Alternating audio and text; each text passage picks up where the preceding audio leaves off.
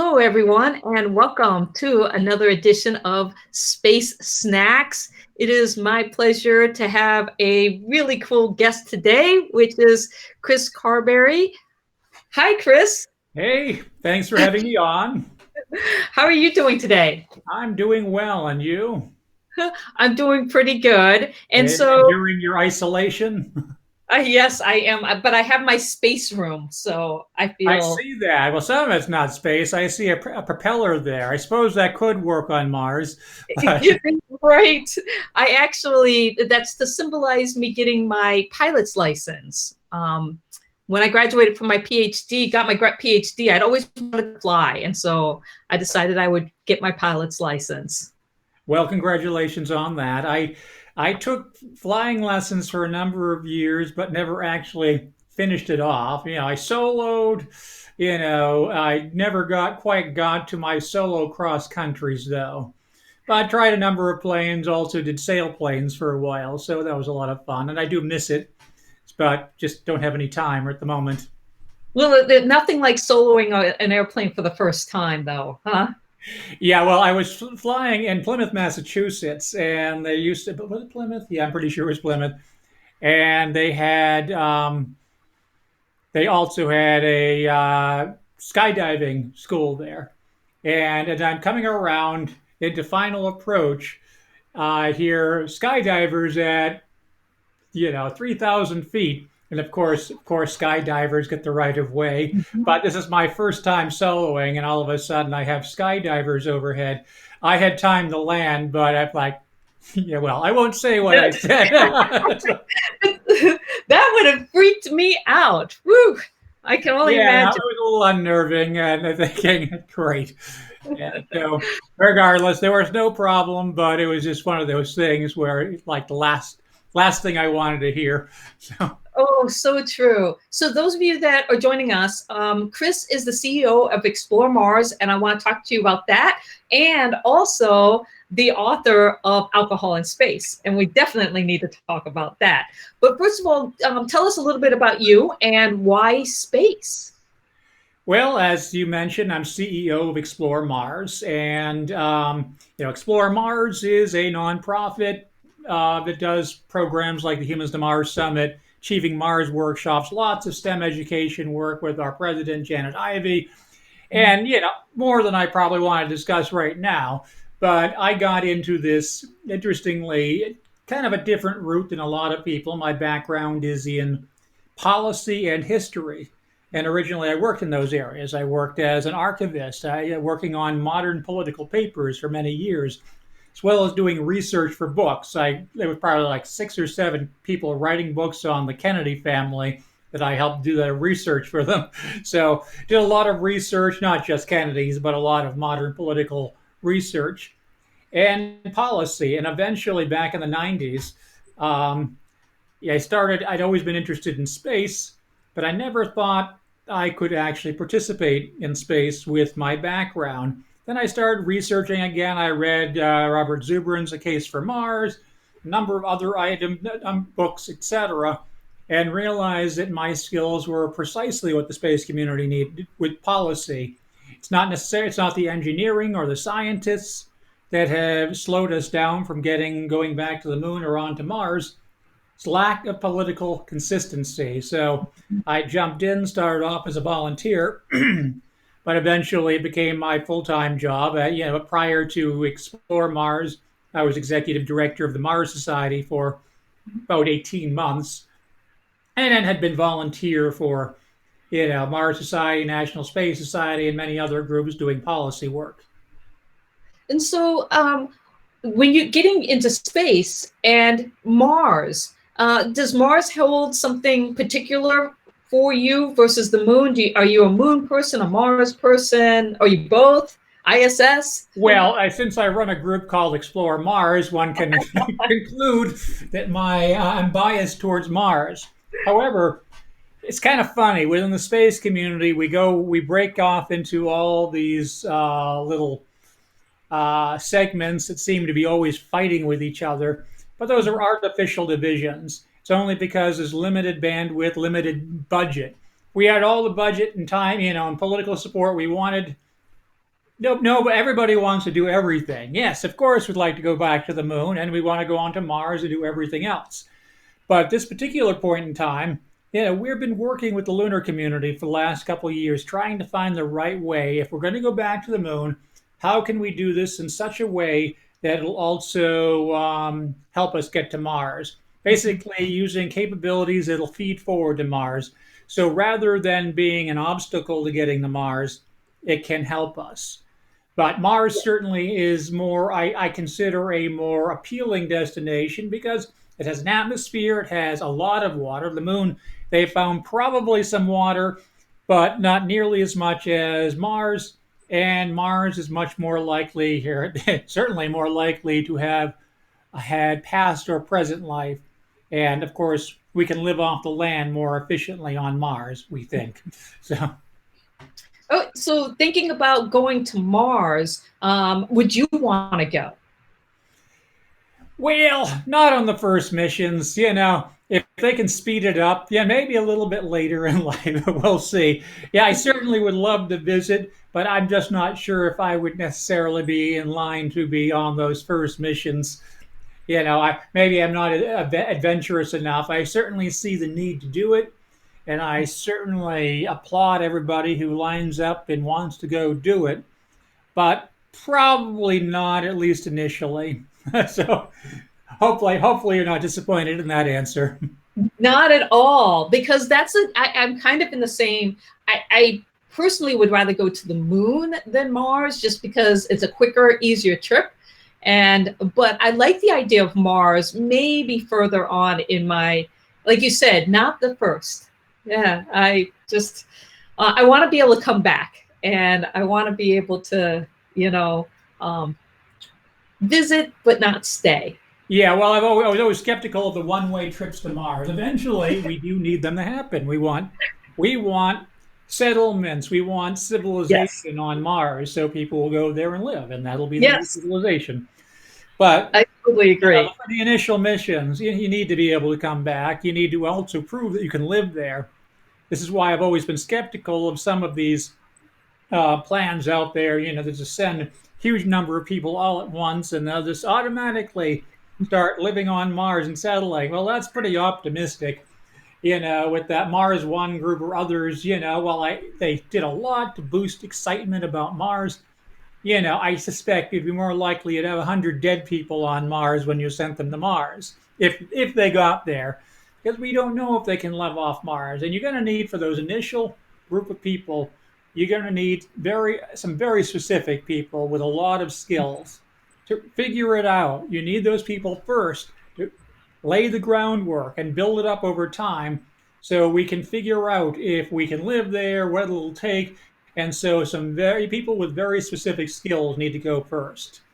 You're absolutely right. And it's going to be interesting to see, like you said, it is the logical destination, the roadmap to Mars. And when we get people living on the moon consistently and thinking about how that can help us with people living consistently on Mars.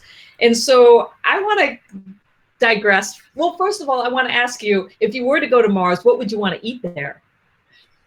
Well, it's an interesting question, and it also relates to my book Mm-hmm. because, as much as it sounds like it's funny, alcohol in space, big chunk of that book was focused on agriculture and other technologies that are required, not only to produce alcohol but to feed ourselves. And so, what I want to eat, I'd like to eat the things I eat here on Earth. And it's kind of funny as I was researching the book, looking at all these technologies, I'm realizing even the things we don't think will be practical on Mars anytime in the future, actually maybe. People say, of course, a lot of people like arguing, oh, of course, first Martian settlers will be vegan. Yeah, okay, perhaps. But there's actually no reason for that. We may not need to kill animals, but one of the things that I have in my book is looking at all the different companies making great progress with cellular grown meat, basically just taking a few cells from an animal and you can just grow it into a steak, into fish, into chicken. And, apparently it started off, questionable on what the quality was. And part of it was the texture. which is a big part of what we, how we enjoy food. But they've gotten very good at it. And, a lot of the fish products, the meat products really do taste like real, real meat. It is real meat, but generated a different way. Right. And so Yeah. I saw one great video. I interviewed a few people on this, but one great video of a company doing cellular grown chicken, and they were sitting down at a picnic table having a chicken, having chicken sandwiches, and then the chicken walked by that they were eating, which was really bizarre. That's really funny. What made you want to write a book about alcohol in space? Well, it's been kind of a joke within the space community for many years. After you had an event or something, you go out to a bar, you have a few drinks and you start talking, hypothesizing. What would wine taste like if you made it on Mars? Would it taste rusty? Would it absorb the taste of the planet like it does here on Earth, terroir, or you call it Marswar, I guess, on Mars.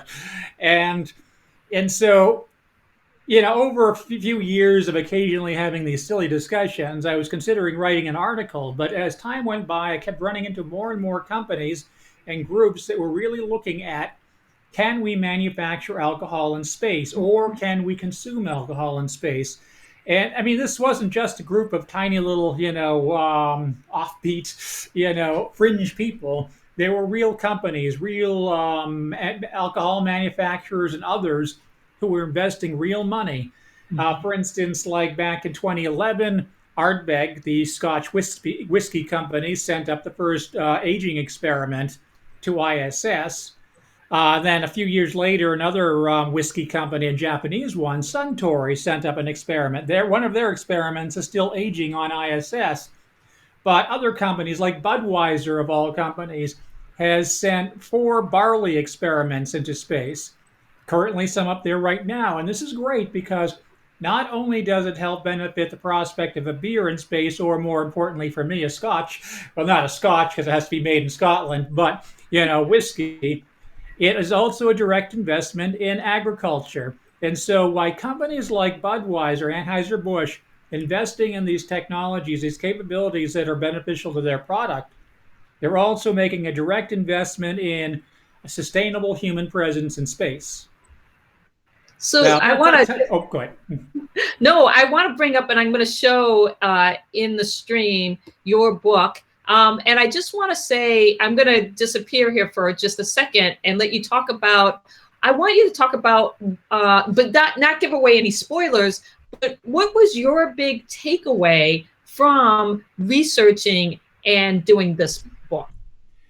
Probably the biggest one is that, and it kind of connects to what I said earlier. Pretty much everything you need to do to manufacture in space is almost identical to the things we need to do to maintain human presence in space. Essentially, it's the same things. Agriculture, you need to have an environment to breathe in, you need all of the same requirements. And so there's just a wonderful opportunity, which is already going on for all these different companies to come in and look at problems from a different direction. So just how everything was connected was really one of the big takeaways from me. But one of the other ones, and this is one that wasn't necessarily a revelation, but it was really interesting doing the research. Anybody reading the book will know that I don't just focus on space, I also look at the background, providing context. I look at the history of alcohol in society and how alcohol has played a pivotal role throughout human civilization. And we have evidence of intentional fermentation more than 10,000 years ago, and it's gone hand in hand with the development of human civilization from the beginning, including having a major role in the development of agriculture. There are many scientists who believe that the desire for alcohol helped advance agricultural technology, perhaps even more than the desire to eat food. But it's also played a role in, obviously, in religion, social activities, diplomacy, and it keeps going on and on and on. And so, yeah, does it have a dark side? Absolutely, it does. But I think people get obsessed with the dark side of alcohol, but they ignore what a positive role it also has played throughout human civilization. You have to look at both of them. And I think in the end, it's probably played more of a positive role than a negative role, but we just can't diminish that the dark side of alcohol either. We just have to acknowledge it, deal with it, but also move forward. And basically, after 10,000, more than 10,000 years, really, are we all of a sudden just going to stop drinking when we go into space? No. So I guess that leads directly into my next question is, what would you want to drink in space or on Mars?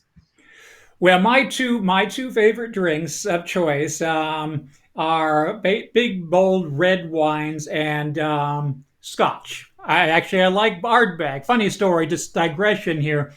I love big smoky whiskeys, and I started drinking Ardbeg before I actually knew they had a space connection. This was one of these weird things. I was drinking Ardbeg one night and looked at their Facebook page, and it was covered with space pictures. And I thought this was really weird for a Scottish whiskey company, and found out that they had at that point that they'd done the whiskey experiment, and there were all these connections that we all knew the same people, and I contacted them, and they ended up being our Scotch sponsor at Humans to Mars Summit every year since then. So that was good. And however, since, but as I said, wine and this particular Scotch, or I Scotch in general, but I like Ardbeg generally. I think Scotch would make more sense, particularly in microgravity from my perspective, because most astronauts report a dulling of their taste buds when they're in space. It's like you have a head cold. So astronauts tend to like spicy foods. Apparently, hot sauce is very popular. And so, the same problem, you would have the same problem with any beverage as well. So, probably, at least in microgravity, the wine might not be strong enough tasting. It might alter it enough so it wasn't really satisfying. However, with the Scotch, the whiskey, that's going to be a stronger taste. We don't know what the how one third gravity or 1/6 gravity. We don't know how that'll affect our senses. It'll be interesting to see. So there's a lot of unknowns, and how those unknowns will affect the process of fermenting and distilling alcohol. You're absolutely right. And so, a question for you. What alcohol I know NASA has a policy of no alcohol in space, but the Russians, has anybody gotten drunk in space so far? I haven't found evidence of people getting drunk in space. There is plenty of evidence, and it's written up in the book, of a lot of people consuming alcohol, and not just the Russians. And so, yeah, officially, alcohol is officially prohibited with all space agencies. I mean, at least the ones involved with ISS. Some are more passionate about that than others, as you can imagine. And so there has been an awful lot of consumption of alcohol, meaning in small amounts, little shots, little orbs you spray out and sip a little shot. And people will often ask, "Oh, I bet there's a lot of vodka in space," knowing it's likely the Russians. But they are wrong. Now, I think there has been vodka in space, but the drink of choice always has been cognac. Oh, Yeah, and I've heard many reasons for that. Well, really two. But nobody seems to know, at least that I asked, the real answer why this is the case. Some of them say that because cognac is, well, it's a drink for special occasions, whereas vodka is an everyday drinking drink. Every day you're in space is a special occasion. The other one alludes to what I mentioned earlier with our loss of taste buds, or loss of sense of taste, and that you might want a stronger tasting alcohol when you're drinking in space. oh, that's really interesting. Thank you, because I've always wondered about that. And I did download your book. And so those of you that are listening, you can order the book on Amazon. And so I started to read it, but didn't have a chance to finish it before we are chatting here and now. And that's been one of the things that I've always been curious about, is a little sip here, a little nip there. What's happening? Yeah, well, the funny thing is, it has served. Well, I don't necessarily disagree with the prohibition, the official prohibition. I think the role of alcohol has played a positive role in space because it serves as a bonding tool. They will drink it at special occasions when there's a new crew or some other special occasion. They'll congregate in the Russian section and basically have little shots and celebrate. And it serves as a bonding experience, builds up camaraderie. And this is very important because this is an international crew, different backgrounds, different cultures. And, particularly with the Russians, we've gone through periods in space where on the ground, well, let's just say relations haven't always been very good. And so this bond in space has been very important. It's continued on, it's worked on business as usual.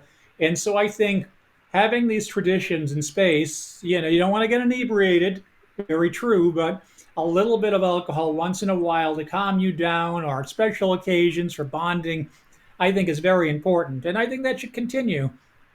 I totally agree with you. And so if you had an opportunity to be in space or on Mars and have a toast with somebody, who would you want to drink with and why?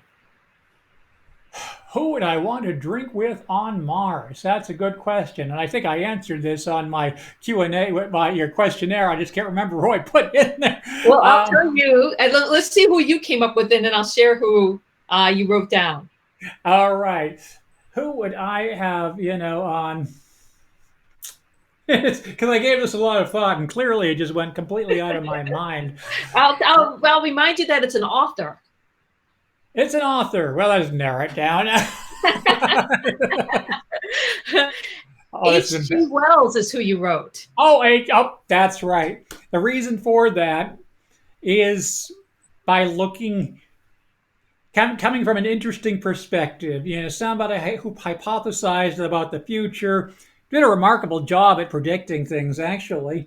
And just seeing, talking to him about how he feels about the future, how much is different, how much the same, what could he not have anticipated. Of course, a lot of things, nobody in the 19th century would be able to, imagine like an iPhone technology or something like that, but he did a very good job at predicting a lot of different things.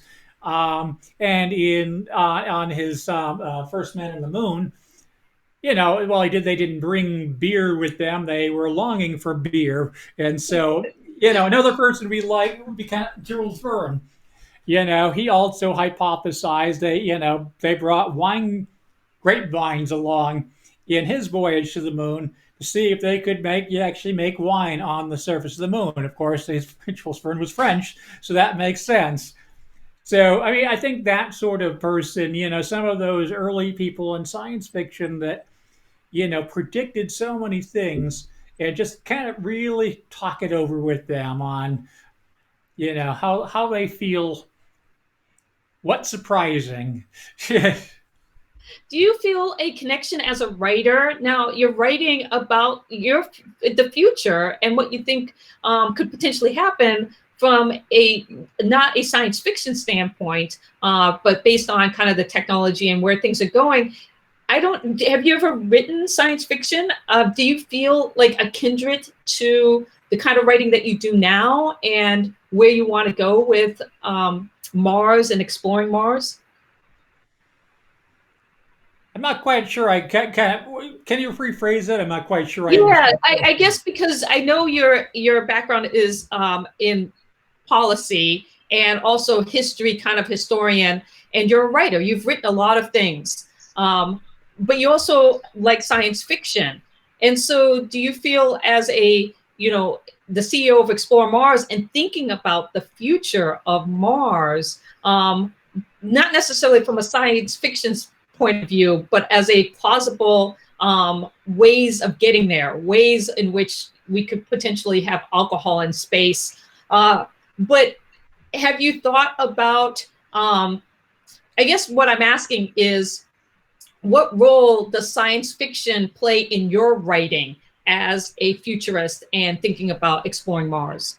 I think it serves a role. A lot of other forms of literature do as well. Mm-hmm. I think, particularly when you're talking about forward-looking, in space, I think science fiction certainly does play a role because it has been a predictor all along, and so many things within the space community have actually been developed inspired by science fiction, even trying to create the technologies that were predicted. So it's kind of a funny cycle, whereas a science fiction writer will predict the technology, then a couple decades later, people try to create it, or sometimes the technology goes beyond, like famously with Star Trek. The computers. I can't recall how strong the computers were in the original series, but they were, not even close to, an iPhone would be far more powerful computer than the Enterprise in the 1960s. But the same thing with Next Generation. They had problems keeping ahead of technology, but it's inspired so many different things, whether from Elon Musk or Richard Branson, but others, X Prize trying to create a tricorder. Yeah, I think it serves an interesting role because I think you look at that, take a look at somehow some of these authors have addressed it and see if there's any value to it and see if you can make this into a reality and vice versa. So I think there's always that relationship between science fiction and the people actually trying to do it. And I think it's one of the most in literature and in reality. I don't think there's a relationship like that that's even close.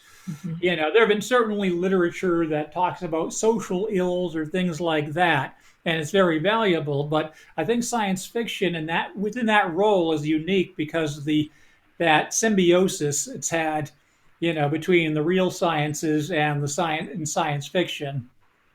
You don't Yeah, see that many other places. I know. I've always been a science fiction fan myself, and I like to think of myself kind of as a futurist and thinking about what the possibilities can be. And when you bringing it back to Earth, though, and thinking about food and space, are you a cook? Do you like to cook, bake, take out? I cook a little. Yeah, I'll admit my wife does most of the cooking, but I also cook as well. So there are certain things I do, but I certainly appreciate it. And, as I said, in writing this book, even more so, just the whole process and the science behind it. And we've always been, shifting gears to explore Mars. One of the reasons Explore Mars was founded, one of the projects we wanted to investigate originally, we actually haven't in 10 years, but nonetheless, one of the founding projects we wanted to focus on was agriculture. Really start teaming with the agricultural community to find ways to collaborate. So food has always been, at least in the founding, a founding element for Explore Mars, and it's always been fascinating to myself and my group, on as one of these critical technologies, and not just to have bare minimum food, figuring out so you can actually enjoy yourself. And that's why I'm also interested in this cellular grown meat. Why do we have to? Why do we have to make do with either frozen food or greens that we might grow? Those greens are important, but if you can also grow with just bringing a little bit of a few cells, have the full diet you have here, more or less. Um, why not do so? I Because that's totally also agree. it's not just sustenance. That's an incredibly important factor in mental health as well. And that's the thing that I'm really interested is in the psychology and the culture behind, what we eat, how we eat it, who we eat it with, and the things that can do.